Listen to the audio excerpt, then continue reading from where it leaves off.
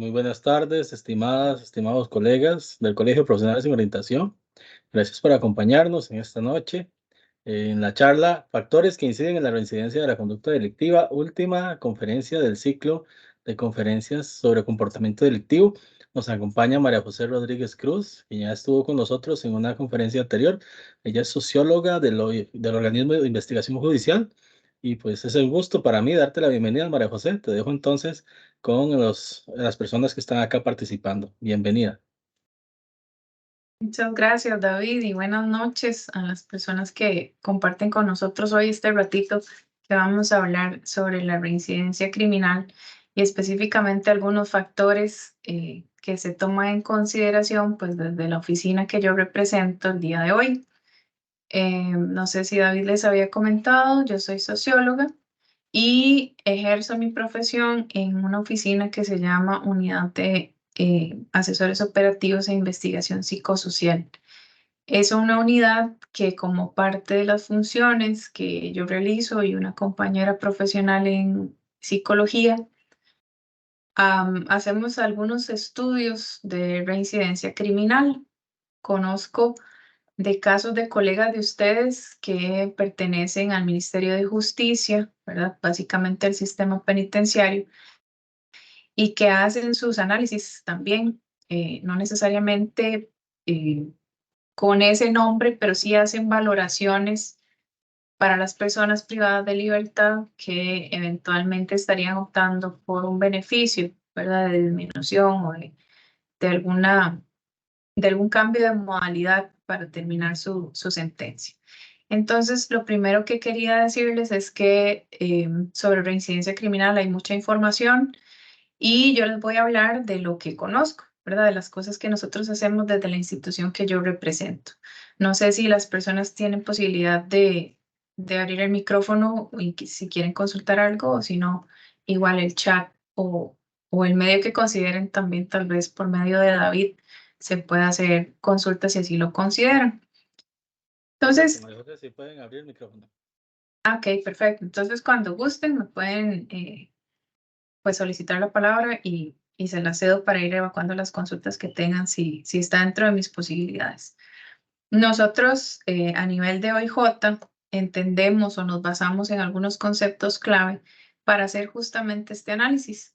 El primero es comportamiento, ¿verdad? Porque hay múltiples disciplinas o ciencias que podrían ayudarnos a analizar el comportamiento y nosotros nos basamos en un concepto que vamos a entender el comportamiento como toda aquella forma en la que procedemos ante una determinada situación o persona, ¿verdad? El comportamiento lo tenemos todos los seres sociales y va a depender nuestra reacción de muchísimas cosas, de los procesos de socialización, del momento en el que estemos, del estado anímico, el estado psicológico, etcétera.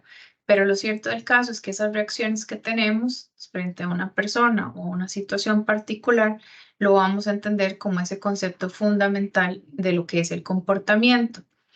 Y eso, como es una reacción, implica un conjunto de respuestas que pueden ser eh, estímulos, digamos, que nos da el entorno, que podemos hacerlo de forma consciente o inconsciente, ¿verdad? Pueden ser también de manera voluntaria o involuntaria, ¿verdad? Una reacción, por ejemplo, ante un susto, probablemente nos asombremos y peguemos un grito, que eso no es algo planeado, es algo, una reacción espontánea. Y puede también ser por acción o por omisión, ¿verdad? Puede ser que ante una determinada situación yo no pueda reaccionar. Pasa mucho en casos, por ejemplo, de asaltos, donde tal vez a veces son personas entrenadas, incluso que portaban su arma de reglamento, nos ha pasado con compañeros, y en una situación específica determinada no logran reaccionar, ¿verdad? ¿Por qué? Porque no sé, sus posibilidades de acción no se conjugaron en ese momento y no logran llevar a cabo una acción. Entonces también decimos que por acción o por omisión. Y cuando sumamos la palabra criminal, que la vamos a entender como a todo aquello relacionado con un delito e incluso como aquel adjetivo que a veces se le da a una persona que ha cometido algún delito y ha sido condenada por ello, hablamos de ese comportamiento, esa reacción o esa omisión que les decía en el primer concepto asociada a lo delictivo. ¿verdad? Comportamiento criminal lo vamos a entender como aquellas acciones, omisiones, reacciones a estímulos que tienen que ver con lo delictivo. Y cuando hablamos de reincidencia, ahorita lo vamos a ver un poquito más adelante en la presentación, nosotros desde OIJ lo que entendemos es esa reiteración o repetición, o sea, es volver a hacer una misma conducta. Si lo tomamos como la parte penal, digamos, o más asociado como ciencia, o sí, como la ciencia esta que ejerce el tema de las penas o las sanciones, se usa incluso como un agravante del hecho delictivo, ¿verdad? Que una persona constantemente repita una acción, por ejemplo, un asalto, una violación sexual, el homicidio, ¿verdad? Que ahora está tan en medios de comunicación, se puede ver como un agravante. Y se utiliza entonces para demostrar en ocasiones que el sistema penal, y aquí pues hay mucha tela que cortar, ¿verdad? Probablemente si expusiera a alguien del sistema penitenciario opinaría diferente, pero le repito, representa una institución en particular. Se usa también el tema de la reincidencia para decir que el sistema no ha logrado el cometido de modificar la conducta de esas personas, ¿verdad? Porque en teoría los centros penales ayudarían a modificar ese comportamiento. La idea fundamental no es solo pues meter a las personas a la cárcel sin ningún sentido. Se crean estos sistemas o estos centros de contención justamente para tratar de modificar el comportamiento de las personas. De hecho, es tan así que uno de los 3 procesos de socialización que desde la sociología se exponen es la socialización terciaria, que tiene que ver básicamente con esa modificación de conducta que se lograría por medio de una privación de libertad y un acompañamiento en el sistema penitenciario, ¿verdad? Pero cuando hablamos de que una persona es reincidente, se utiliza para decir justamente eso, que el castigo no fue efectivo o que la modificación de la conducta no fue exitosa y entonces no se cumple, digamos, el propósito principal de esa privación de libertad o de esa sentencia que se le impone a una persona por cometer un delito. Entonces, cuando hablamos de comportamiento criminal reincidente, nosotros vamos un poquito más allá, digo nosotros desde el OIJ, vamos un poquito más allá de lo que establece el Código Penal. En nuestro Código Penal, que aún está vigente, ¿verdad? O el que tenemos vigente hasta este momento, se habla de la persona reincidente. Se dice que es quien comete un nuevo delito después de haber sido condenado por sentencia en firme. Entonces, eso está en el artículo 39 del Código Penal costarricense. Les decía que nosotros vamos un poquito más allá porque vean que aquí la definición es clara e insiste en que es reincidente solo aquel que haya cometido un hecho delictivo por el que fue ya sancionado y posteriormente vuelve a cometer esa misma conducta o una nueva conducta delictiva. Esto, para el análisis del comportamiento, que es lo que nosotros hacemos, se queda corto porque puede ser una persona que no haya sido sentenciada o nosotros tomamos en consideración personas que no necesariamente hayan sido sentenciadas, pero que policialmente se sabe que son responsables de algún delito.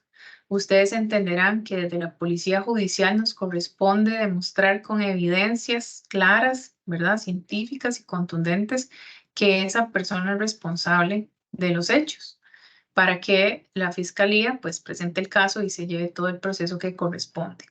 Sin embargo, policialmente se saben cosas, ¿verdad? O se maneja información que nosotros la tomamos como válida también.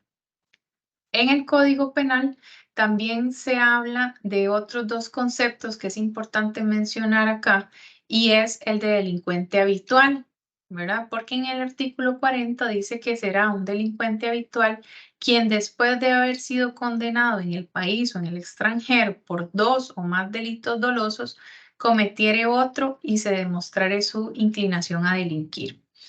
Entonces, si ustedes lo ven, podríamos nosotros, o dependiendo del análisis que ustedes hagan, podría tomarse en consideración lo que el código establece como reincidente, que va de por medio de una sentencia, y el delincuente habitual, ¿verdad? Que igual dice que se contemplan los delitos cometidos en otro territorio, por ejemplo, pero establece una cantidad de 2 o más delitos, o sea, que ha sido condenado por 2 o más delitos. Se le da la característica de habitual.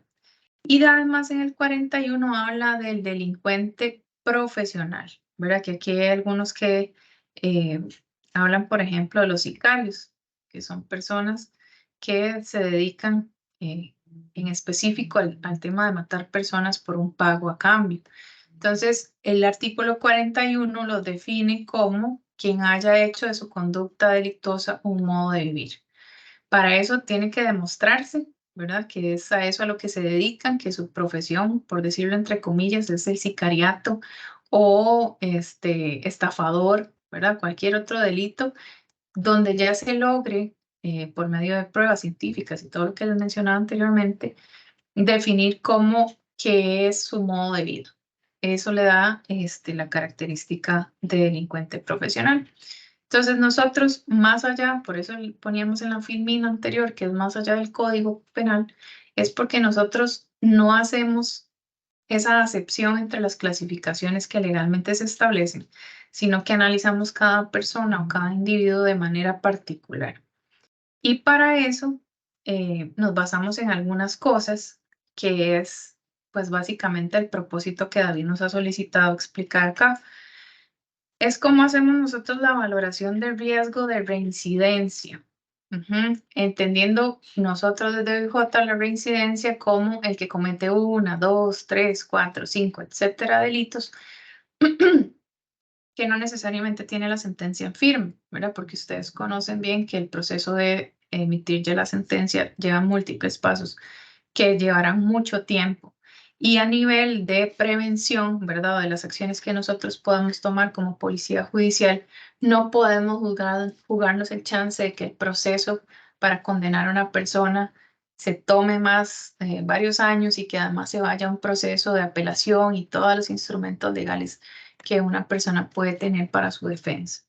Entonces, ¿cómo se hace desde la Oficina de Planes y Operaciones, que es nuestra dirección, digamos, departamental? Bueno, la Oficina de Planes y Operaciones, que eso es lo que significa OPO, realiza, por medio de la unidad en la que yo trabajo, valoraciones de reincidencia, pero en algunos delitos específicos. Nosotros nos enfocamos solamente en depredadores sexuales, que son violadores, ¿verdad? O personas que cometen abusos sexuales, sea mayores o menores de edad, y también en homicidas seriales. Básicamente en esas dos grandes familias de delincuentes es que nosotros nos abocamos a hacer ese análisis. ¿Por qué? Porque son delitos de mucho impacto social, ¿verdad? Y generalmente las personas, digo generalmente porque tampoco es una regla al 100%, las personas que cometen este tipo de hechos delictivos tienen una carrera delictiva que tiende al aumento, ¿verdad? Se mantiene en el tiempo y son personas que por lo general, de no ser detenidas, no van a parar su modo delictivo, ¿verdad? Ya entre la escala de los delitos más violentos se encuentran estas dos y por eso es que se presta especial atención a este tipo de delitos. Sin embargo, ¿verdad? Aunque esa es nuestra naturaleza, nuestro público meta, si cabe el término, sin embargo, colaboramos en casos particulares donde el personal de investigación considere necesario que debe haber una participación de la UNAC. La UNAC es la unidad de análisis del comportamiento criminal, de la cual yo también formo parte, con una psicóloga, con dos analistas criminales, con un abogado, con policías de recolección de información, etcétera. Es un grupo más amplio, ¿verdad?, de profesionales que nos permite también una comparación de criterios desde diferentes puntos de vista. ¿Cuáles casos pueden ser esos? Bueno, les puedo contar que hemos participado en temas, por ejemplo, de delitos utilizando medios electrónicos. Muy de moda, lastimosamente, están las redes sociales y el acceso que puedan tener, sobre todo personas adultas con menores de edad, donde se configuran delitos, por ejemplo, de seducción a menores por medios electrónicos, casos que han evolucionado incluso al homicidio, ¿verdad? Donde el primer encuentro es en una red social como el bendito Facebook o Instagram, las personas empiezan a compartir información, se quedan de ver en algún lugar y ocurren pues homicidios o violaciones. En esos casos también hemos tenido la oportunidad de participar, pero la unidad que yo represento solo actúa bajo solicitud de la persona que tiene asignado el caso.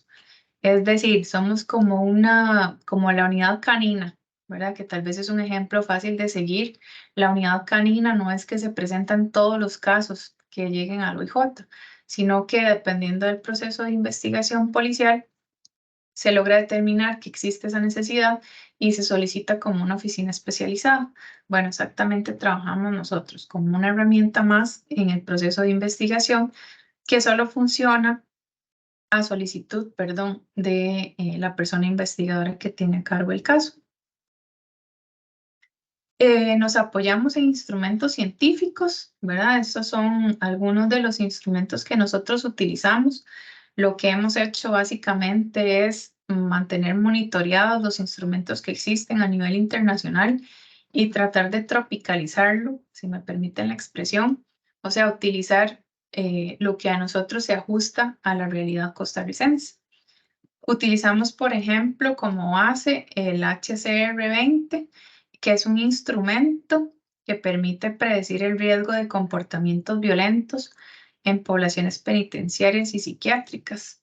Este instrumento lo que hace es desagregar o enlistar 20 factores que ayudan a determinar un riesgo básico agrupado en 3 grandes familias, que son la histórica, la clínica y la de gestión del riesgo, ¿verdad? Ustedes pueden buscar en internet una descripción de estos instrumentos y ahí les dice qué variables y qué categorías se toman en consideración.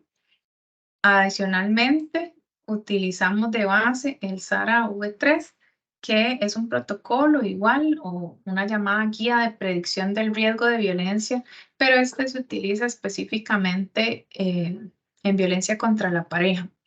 ¿Por qué lo utilizamos o por qué lo traemos a colación?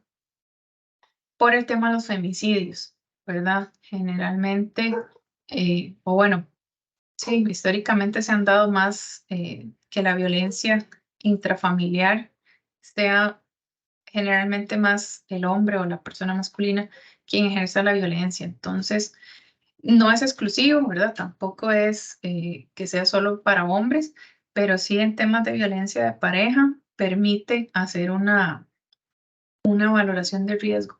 Si cumple ciertos criterios, ¿qué posibilidad existe de que esa persona vuelva a cometer ese tipo de manifestaciones violentas, ¿verdad?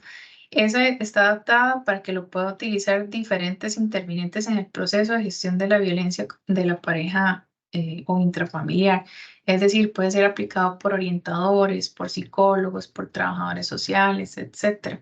Son instrumentos relativamente nobles, ¿verdad? Que tienen su explicación para poder también luego emitir pues una ponderación. Y el SVR20, que es un manual de valoración de riesgo en violencia sexual o la probabilidad de reincidencia en un delito de esa naturaleza. ¿Esto por qué lo utilizamos nosotros? Porque les decía que nos enfocamos en homicidas seriales y en depredadores sexuales, ¿verdad? Entonces, esos 3 son uno de los ejemplos o algunos de los ejemplos que les puedo mostrar de la guía o la base que nosotros utilizamos para la elaboración de nuestro propio instrumento. ¿Cómo lo hacemos? Bueno, nosotros agrupamos la información que recabamos en 4 grandes áreas que tienen que ver con los datos sociodemográficos de las personas analizadas, los hechos cometidos, porque es muy importante conocer varios detalles de los hechos que se le atribuyen a esa misma persona, la actitud que presenta esa persona sobre el hecho que cometió y la víctima, ¿verdad? Y también el funcionamiento psicosocial de esa persona. Los vamos a ir desagregando y igual les invito si tienen algún comentario, pues con muchísimo gusto. ¿Qué hacemos nosotros con los datos sociodemográficos? Para análisis de reincidencia nos enfocamos mucho en el victimario, ¿verdad? Para otro tipo de análisis más integral, pues también se hace victimología, pero como nos vamos a enfocar en tratar de definir el grado de probabilidad de reincidencia, nos vamos a enfocar en el victimario o la persona victimaria para no encasillarlo solo en el sexo masculino. ¿Qué hacemos? Bueno, intentamos buscar todos los datos del autor que tengamos disponible. Por ejemplo, el nombre, el conocido como, los alias que haya utilizado, etc. Es importante el tema de la nacionalidad, ¿verdad? Porque eso nos permite también ir ahondando un poquito, tratar de determinar qué tanto arraigo tiene en nuestro país, ¿verdad? Es más alto el arraigo que puede tener una persona costarricense que una persona de otra nacionalidad. Entonces, para nosotros eso es importante. La cédula, igual, para ver su provincia de nacimiento, lugar de votación y algunas otras cosas que podemos buscar en nuestros sistemas informáticos. La edad, ¿verdad? Lógicamente asociada a la fecha de nacimiento.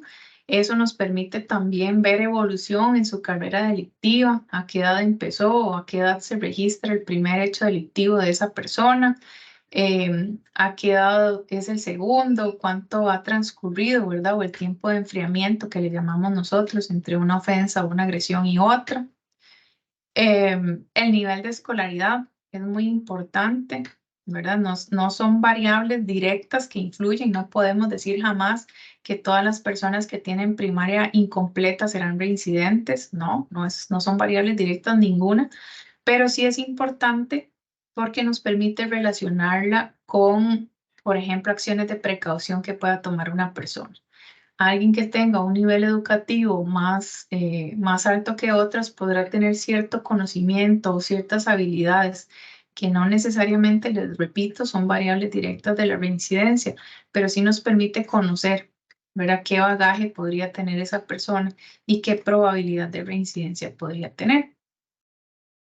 La ocupación es muy importante para nosotros, a qué se dedica o se ha dedicado esa persona. Eso nos dice también habilidades manuales, nos dice, por ejemplo, horarios o rutinas que pueda tener, ¿verdad? No es lo mismo una persona, por decirles que se dedique a los envíos, ¿verdad? A la mensajería en una motocicleta que tiene disponible las 24 horas, a alguien que cumple un horario específico en una fábrica o en una oficina, ¿verdad? Entonces la ocupación, el tema de la habilidad con las manos o con las labores agrícolas, ¿verdad? La fuerza que pueda tener al desempeñar sus funciones, todo eso es importante de analizar. El estado civil, ¿verdad? O conyugal, si es una persona casada o soltera, nos dice cosas también de sus relaciones afectivas, de su red de apoyo, de tanta disponibilidad de tiempo o no cuenta, etc. Nos interesa conocer la dirección, tanto la de la residencia como la del lugar donde comete los hechos. Intentamos establecer cuando son seriales, ¿verdad? Cuando hay varios casos cometidos por el mismo autor o la persona autora, nos interesa mucho conocer los lugares donde opera, que es nosotros, donde comete los hechos.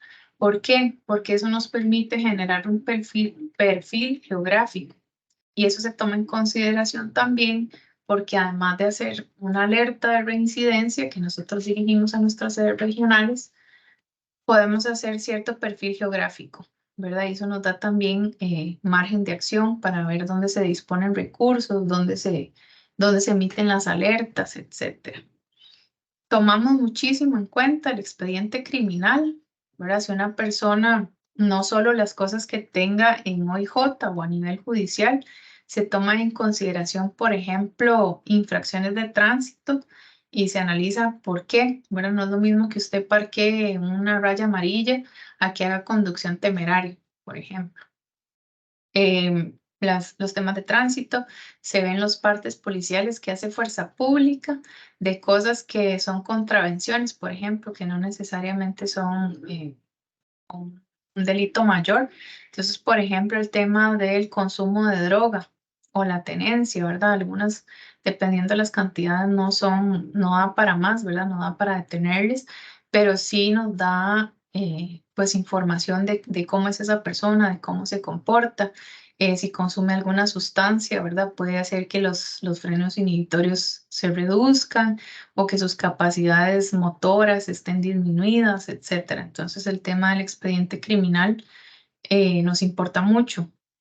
Eso nos permite ver carrera delictiva, ¿verdad? En ocasiones el patrón es muy claro, donde empiezan cometiendo delitos pequeñitos, pequeñitos dice uno, ¿verdad? Pero, por ejemplo, que empieza hurtando, después una estafa, después asalta, por ejemplo, y evoluciona, se mete a una casa a robar y después viola a la persona que está en la casa y resulta que termina matando. Entonces, esa carrera delictiva nos permite también hacer un monitoreo, una predicción del comportamiento de esa persona.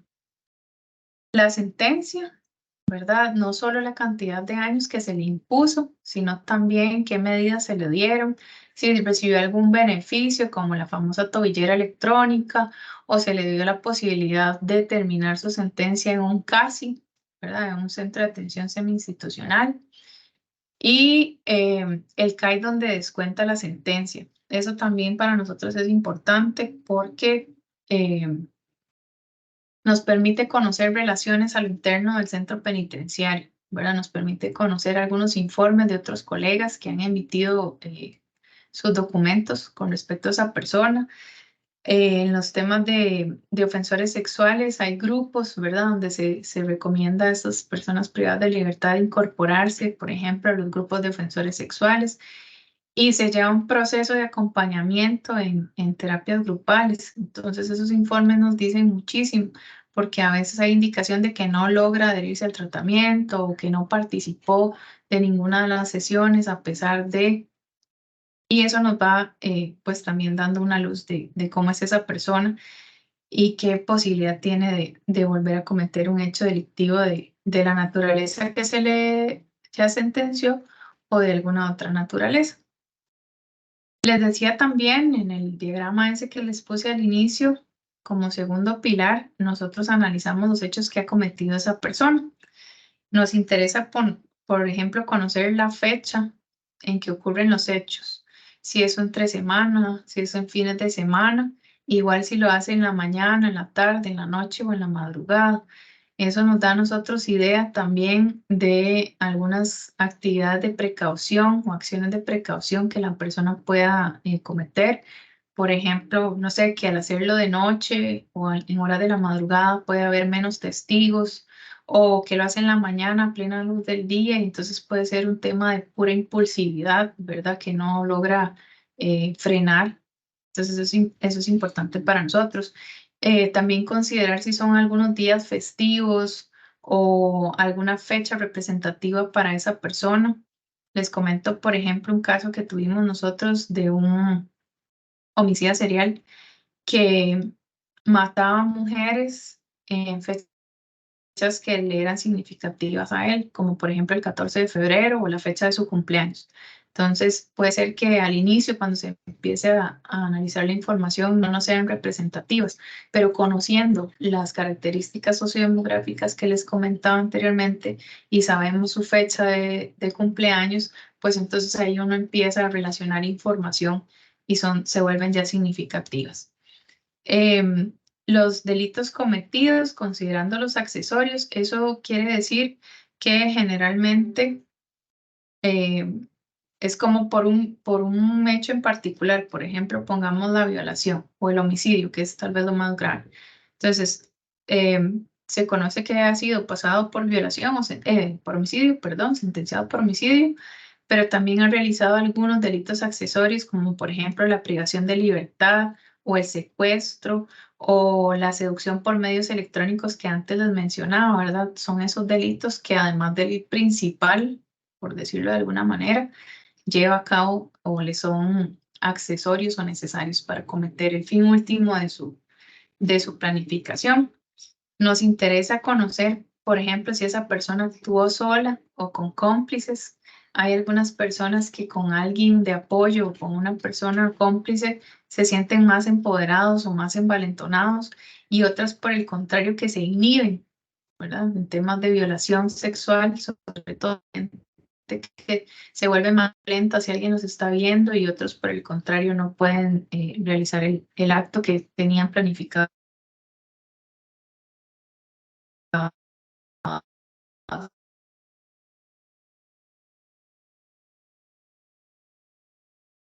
hacer. Entonces, eso es muy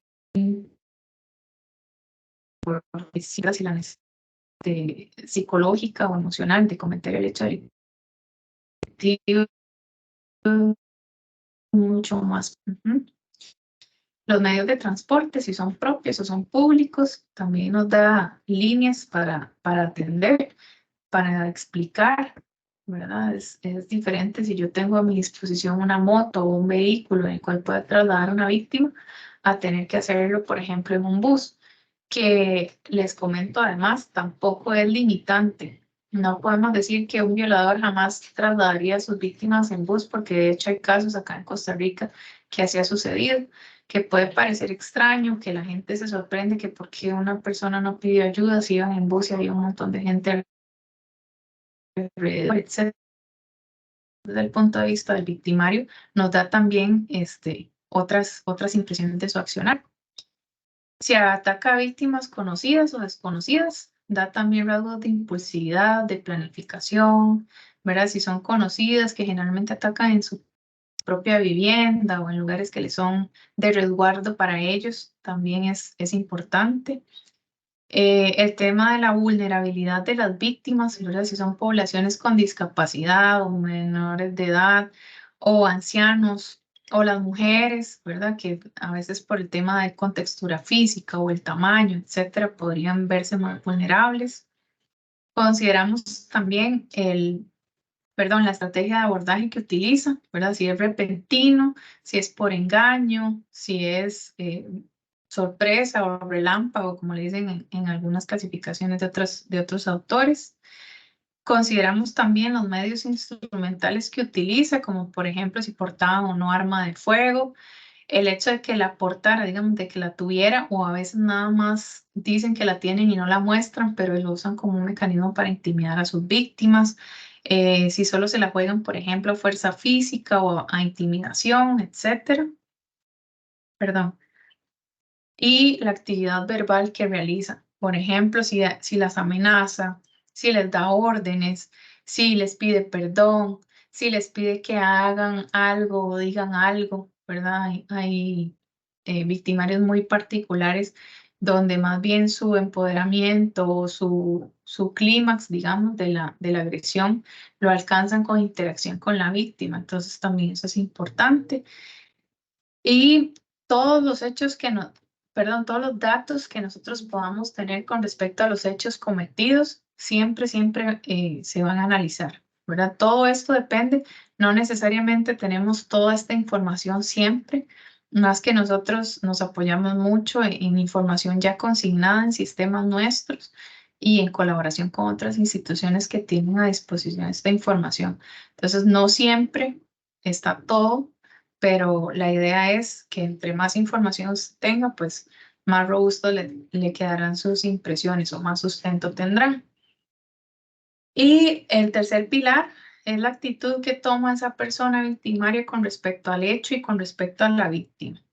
La actitud con respecto al hecho, nosotros determinamos, y eso se hace también muy apoyado en los informes que hacen los colegas de orientación, de educación, de psicología, trabajo social, del sistema penitenciario.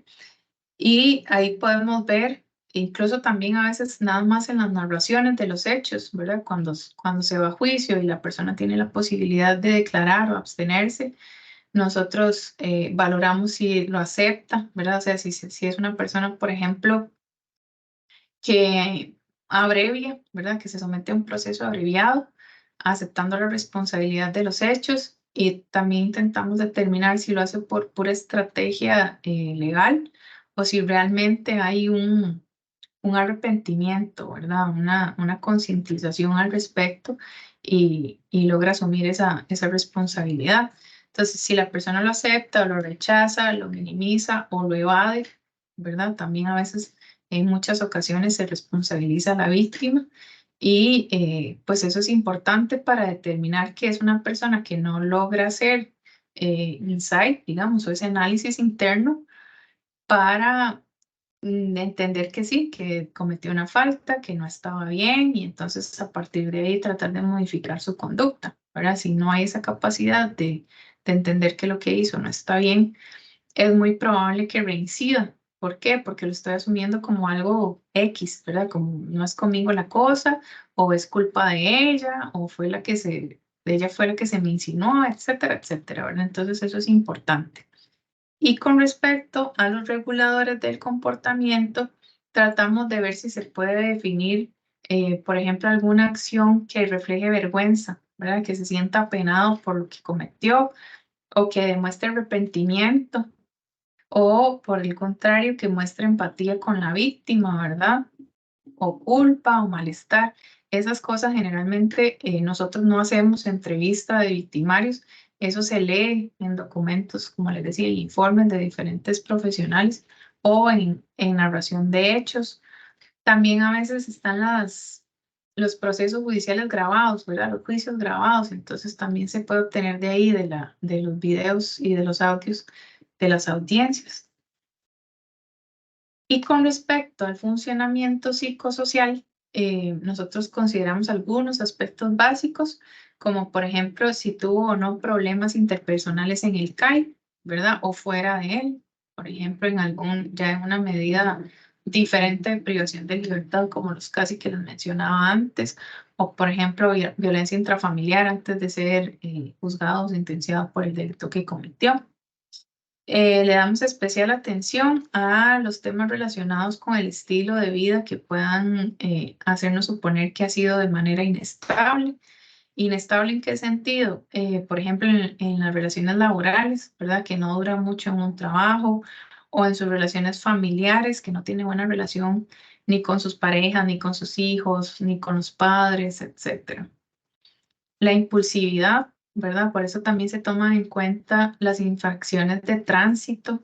Depende de lo que sea, nos dice también mucho de la personalidad. El historial criminal, ¿verdad? Desde el punto de vista del funcionamiento psicosocial, porque antes se los mencionaba en carrera delictiva. El fracaso o no que haya podido tener con medidas alternas de privación de libertad, eso se ve bastante en las personas que menores de edad cometen algún hecho delictivo, se les sentencia y pasan por el Centro Penal Surquí y posteriormente vuelven a delinquir, ¿verdad? O algunas personas que no se les priva de libertad, se les da una medida alterna y vuelven a delinquir. Lo tenemos actualmente presente en varias personas, incluso que han descontado por homicidio y aún así algún juez o de parte del Ministerio de Justicia se les da el beneficio, ¿verdad?, de salir y que lleguen a firmar nada más. Entonces, eso también se evalúa, ¿verdad?, qué tan beneficiosos han sido o no. El tema del consumo de sustancias tóxicas, básicamente de drogas, ¿verdad? Es lo que uno analiza por el deterioro físico y mental que puedan tener las personas con una larga exposición a este tipo de sustancias que son nocivas para la salud. Y también, como les decía, que tenemos la gran ventaja de contar con profesionales en psicología, se hace análisis de los posibles trastornos mentales o de personalidad que tienen las personas que evaluamos. Nosotros, para ir cerrando con la ponencia que les tenía el día de hoy, sin afán o sin pretender ser exhaustivos, jamás, ¿verdad? Y entendiendo y reiterándoles que les estoy explicando un procedimiento desde la institución que yo represento, nos permitimos ponerles 3 recomendaciones básicas para cuando se hace análisis de reincidencia. 4, perdón, y es tratar de hacer valoraciones interdisciplinarias. Como les decía, una de las fuentes de información que nosotros utilizamos es el Ministerio de Justicia. En el Instituto de Criminología se puede tener acceso a expedientes, ¿verdad? Lógicamente con autorización y siguiendo esos protocolos y tal, pero hemos identificado que en muchas ocasiones las valoraciones las hacen de manera individual los profesionales. Entonces usted se encuentra uno de educación, uno de orientación, uno de trabajo social y uno de psicología. Pero no hay como esa interacción interdisciplinaria, valga la calificación, eh, donde se acomoden, digamos, donde se refuten, donde más bien puedan también fortalecerse las impresiones que cada uno emita. A nosotros nos resulta muy importante que todo documento que se emite desde la OPO, que es la oficina que yo represento, se hace de manera colegiada, ¿verdad? No se emite un instrumento por cada, o un documento, perdón, por cada profesional, sino que se hace de manera interrelacionada, interdisciplinaria. Eso nos ha resultado. eh, Son documentos bastante robustos que incluso sirve como fundamento para pedir, por ejemplo, prórroga en una prisión preventiva. Otra de las recomendaciones que nos atrevemos a hacerles es el tema de consultar diferentes fuentes colaterales, ¿verdad? Hay mucha información. A veces por cantidad de trabajo sabemos que no hay mucha disponibilidad de las personas, sobre todo que ejercen en el nivel público, para hacer giras o hacer más reuniones de la cuenta y tal. Pero entre más información se tenga, mucho más rico va a ser el informe. Igual relacionado con esto de las fuentes colaterales es el tema de usar entrevistas a profundidad de las diferentes personas que intervienen en los hechos, ¿verdad? Con las previsiones del caso de no revictimizar, pero todas las personas que puedan participar de una entrevista a profundidad y de recomendación en instrumentos como la cámara de Gesell, ¿verdad? Que permiten grabar en audio y en video reacciones, es una de las cosas que a nosotros nos ha servido también. Y hacer una revisión constante de los instrumentos de valoración o evaluación del riesgo. Como esos tres que yo les mencioné, constantemente se están actualizando, ¿verdad? Y salen más información al respecto. Entonces, hacer un monitoreo constante de las versiones que puedan salir de los instrumentos que ustedes utilizan o de alguna nueva información en el mercado. Básicamente, esa es la forma en que nosotros trabajamos. Son líneas muy básicas, ¿verdad? Porque esto podríamos hablar horas de horas, pero para tratar de ajustarnos al ratito también que queríamos compartirle, esa es la información que nosotros tenemos. Aprovecho para dejarles el correo de Proyección Social, que es nuestra entidad encargada también de gestionar las charlas o alguna capacitación, no solo en estos temas, sino en cualquiera que ustedes consideren que les podamos servir. Y un teléfono también de la oficina donde se pueden contactar para pues los mismos efectos o cualquier consulta que tengan en la que nosotros con mucho gusto podamos colaborar. Esa sería mi participación de hoy, David. No sé si tenés algún comentario o consulta. Muchas gracias, María José, por tu participación. Me parece súper completo y me quedo con la importancia de ese trabajo interdisciplinario. Creo que es indispensable para poder atacar estos fenómenos, ¿verdad? Que son también multifactoriales. Entonces, no, gracias de verdad por tu participación. No sé si las personas participantes tienen alguna consulta al respecto. Por acá tengo unas manitas levantadas, entonces, adelante, Yorleni y luego Elvira. Hola, buenas noches. Buenas Es, noches. es un tema muy interesante porque el concepto de delito es muy atendido desde después de que se ejecuta el delito y no pensamos ni en la reiteración, ni la posibilidad de que se vuelva a repetir, ni tampoco en los ejes que podrían haber prevenido significativamente el agravante. Nosotros trabajamos con jóvenes que manifiestan conductas de riesgo como violencia, consumo de drogas, tráfico de drogas y demás. Pero a veces caemos en la idea de que como son jóvenes, este, se van a componer, por decirlo de alguna manera, después de que cumplan 18 o cuando se vayan del cole, pero en ninguno de los dos casos hay una certeza. Entonces, eh, ¿hay alguna forma de nosotros detectar que una personita que está desarrollando su personalidad, ya está entrando en conductas de alto riesgo para convertirse en un delincuente reiterativo? Bueno, como les mencionaba antes, ¿verdad? Ninguna de las variables es directas. Ninguna de las variables, perdón, que les menciono pueden considerarse directas. Es decir, no podríamos decir que una persona, no sé, que un menor de edad que ha perdido varios años en el colegio, ¿verdad? Que eso es muy típico, que ha perdido varios años en el colegio por problemas de conducta, necesariamente o sea, va a pasar por el sistema penitenciario, para no decir que se hace delincuente, ¿verdad? Hay teorías diferentes como la de etiquetado, que más bien dice que si intentamos como encasillar a las personas de, si usted se ha quedado 3 veces en séptimo, ya de fijo se hace el delincuente, estas etiquetas más bien generan que la persona lo asuma e inducimos el comportamiento porque ya de por sí eso es lo que se espera, ¿verdad? Entonces, factores sin tratar de caer en teorías obsoletas como Lombroso, ¿verdad? Que podía decir de características físicas, que si tenía la frente muy amplia iba a ser de fijo delincuente, que si tenía la contextura de tipo delincuente, eso ya está superado. Lo que nosotros sí, sobre todo cuando nos toca charlas y en escuelas de padres, ¿verdad? Es prestar atención a los comportamientos que se pueden ir modelando. O sea, tenemos la capacidad maravillosa de modificar el comportamiento y eso generalmente se asocia a los lugares donde y el grupo con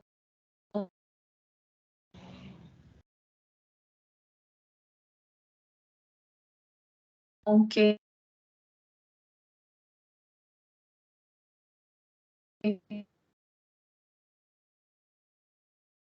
donde tal vez el espacio que tiene para verlo es en el colegio.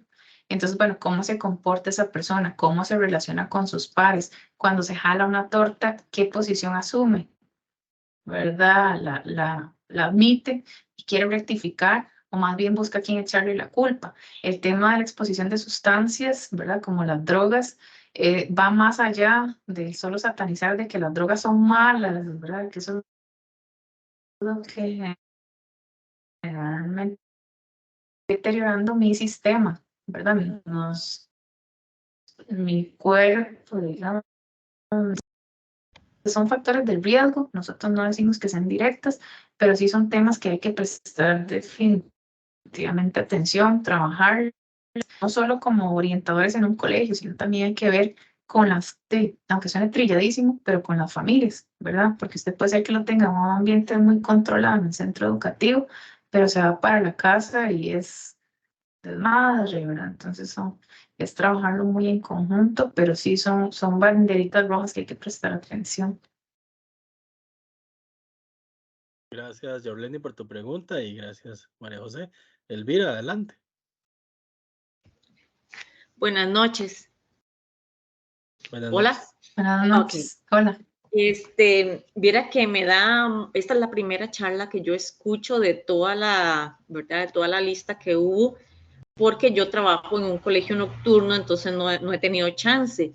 Esta es la primera y si las demás fueron como esta, me da muchísimo dolor que me las haya perdido. Entonces, me gustaría que volvieran a iniciar el ciclo de conferencias porque me parecen muy, muy interesantes, ¿verdad?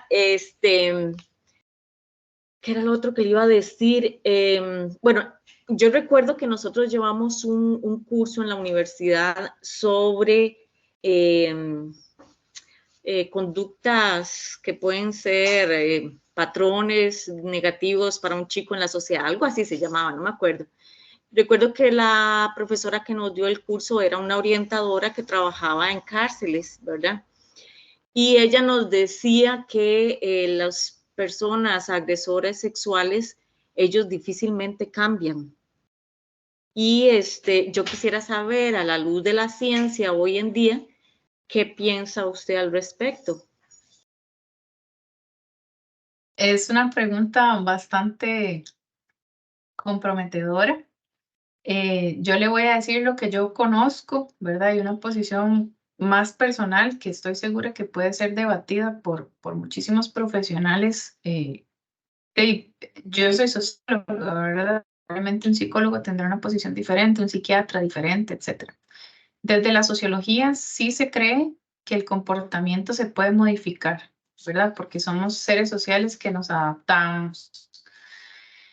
El entendido de que la persona tiene la capacidad de reconocer que ese comportamiento, que hay normas sociales que prohíben ese tipo de hechos y reconozca, ¿verdad?, que tiene que modificar, se saben de casos exitosos, ¿verdad? Eso requiere un acompañamiento, primero una voluntad explícita de la persona de cambiar su forma de accionar y un acompañamiento profesional, ¿verdad? Llámese psicólogo, psiquiatra, orientador, trabajador social, eso es necesario. Hay gente que también le da cabida o mucha importancia al tema espiritual, ¿verdad? Entonces a veces ese acompañamiento es no sé, con un padre, con un pastor, con un sacerdote, que es completamente válido también y pues cada uno de nosotros se aferra al mecanismo que más le funcione. Entonces desde la sociología podemos decir que sí hay posibilidad de modificar el comportamiento. De hecho, hay, como les mencionaba al inicio, se habla de la socialización terciaria, ¿verdad? Que es la posibilidad que tienen las personas privadas de libertad, independientemente del delito, de modificar comportamiento y salir a la sociedad como una persona que llamamos, entre comillas, funcional. Entonces, eso, digamos, es desde la teoría.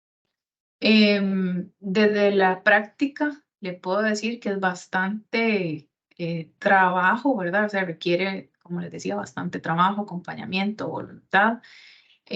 Generalmente los ofensores sexuales que nosotros vemos no tienen una sola ofensa, ¿verdad? Probablemente paran o, o los periodos de enfriamiento que llamamos nosotros, el tiempo que pasa entre una ofensa y otra puede ser que se alarguen por cosas como el meramente envejecimiento de una persona, ¿verdad? Que tal vez le hace menos fácil encontrar sus víctimas, por ejemplo.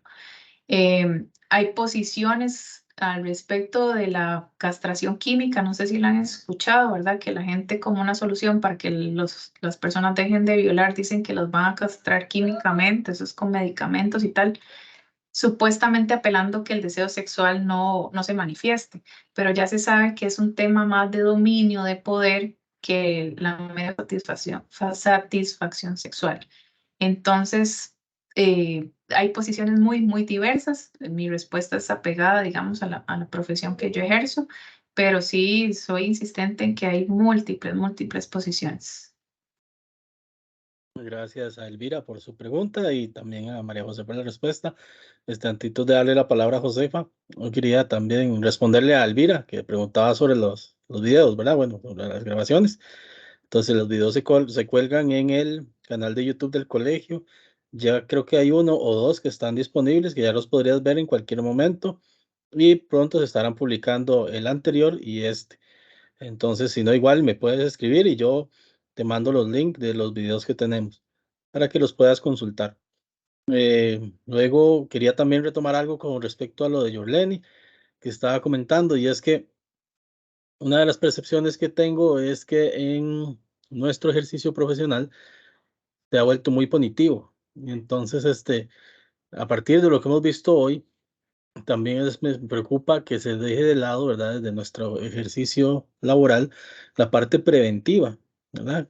Al final de cuentas, una persona que tiene actitudes delictivas desde la secundaria o incluso antes a veces, si los tratamos solo desde lo punitivo, también podemos incidir en esa reincidencia por medio de las etiquetas que también decías, ¿verdad?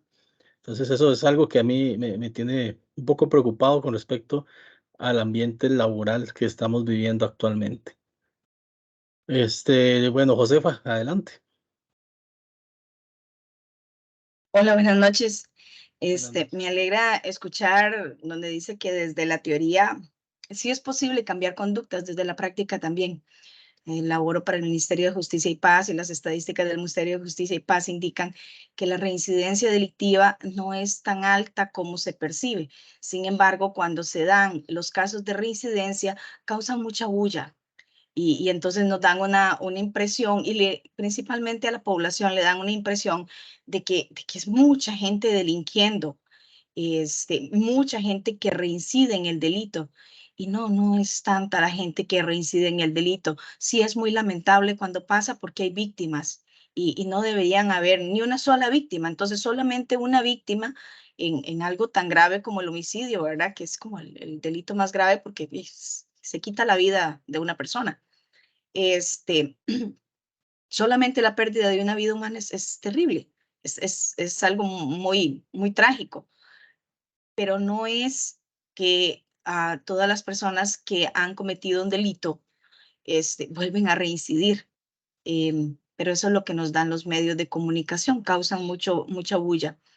Y no, yo creo que era lo que quería contarles, que las estadísticas del ministerio, trabajo en un semi-institucional, el CASI que dijo doña María José, y el programa semi-institucional, la estadística que tiene de reincidencia delictiva es de un 11%, lo cual nos agrada mucho saber que hay un 89% que no se cometen delitos. Las razones, pues son variadas. Como dice María José, podría ser nada más que las personas envejecen, hay diferentes razones, pero no se da otra reincidencia en un 89%, aunque ese 11% se vuelve muy bullicioso cuando ocurre. Sí, comparto lo que dice doña Josefa. Yo no manejo los datos de reincidencia, pero es muy alentador ver que es el 11. Lo que sí, y digamos, ese es el propósito de nosotros mostrar en las primeras filminas, que desde OIJ lo que es un poquito más allá del Código Penal, es porque doña Josefa nos habla de los casos que ya han sido sentenciados, ¿verdad? Pero nosotros vemos cosas antes también de la sentencia. Es decir, de BJ e insistiendo que es más allá del Código Penal, lo que se establece ahí es que, por ejemplo, una persona que haya sido sentenciada por 2 o 3 delitos, para nosotros ya es reincidente aunque la sentencia sea una. ¿Por qué? Porque hizo en dos o más ocasiones hizo un delito, ¿verdad? Así es como lo consideramos nosotros. Y entonces ahí nos permite ver evolución y todo eso que les venía hablando.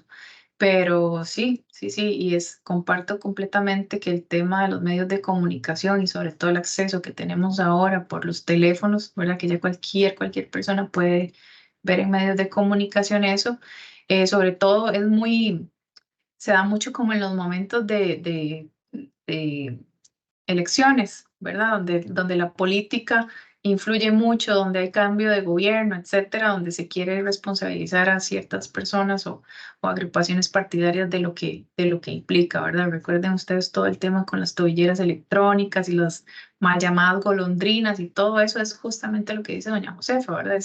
Sí, son muy bonitos casos para vender en tele y en redes sociales.